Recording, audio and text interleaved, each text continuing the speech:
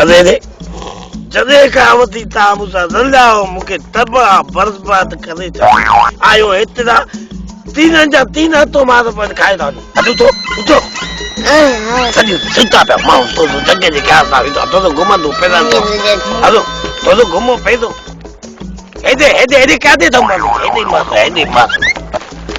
खुदाजी मां तो सुतो तो जान तू यार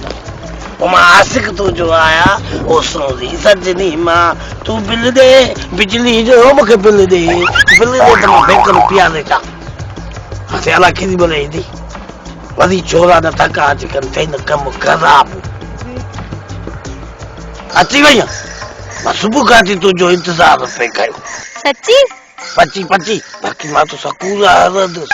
हो तुंजा साथी न ता नजर अचन नंढड़ा हाँ उधर के अंजा कलाक लगदो आया मूसा गदा ओ तू त हिताई हु का थेन हाँ उस गाल आया था लजो जो पेवा बलमान मांगे दर्द एक दी बिला का बी बिला का ओ कित जब मिट्टी के तत दा करदा था कलाक लगदो न पूजा मने ते मुखे भी देर सा अचण घुर्जे पर इंदा त सही न उन नालो न वत हां ने त सब कम वदा सन सजी मुझी भिंग कर रही सजो सामान कर दिया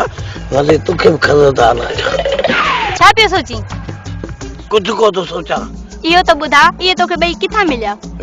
या गाल न पूछ या वदी दास्तान असल में मां वदो खुदी मासु उधर जे पी के कुत्तस कर रही था मुखे वदी अदालत में घुरायो चुबाए न के फांसी था दी वदी जज सोचो के फांसी का अन्या 20 सजा दी मुझे वदी ला के दी था दी मम्मा के वतिया चोदन के आदे पाल इनका सुतो फांसी देना भलो ए तो 24 कलाक मुझे हाथ से तोज लगा तोज इनन जी कहानी तो बुधी इनन सा तो मुके वधिक प्यार थियो ये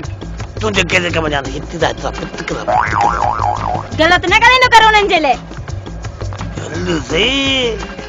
बड़ी क्या खून दे दा अरे दी चोदन के वक्त कुत्तस का बस या गुद्दी में अंदर वेजी मतलब धक नहीं चाहिए दाऊ कदा के खबर में दा पौदी चोरी दी तो चाहे उन्होंने इतना था ना केरी सेती वसे आज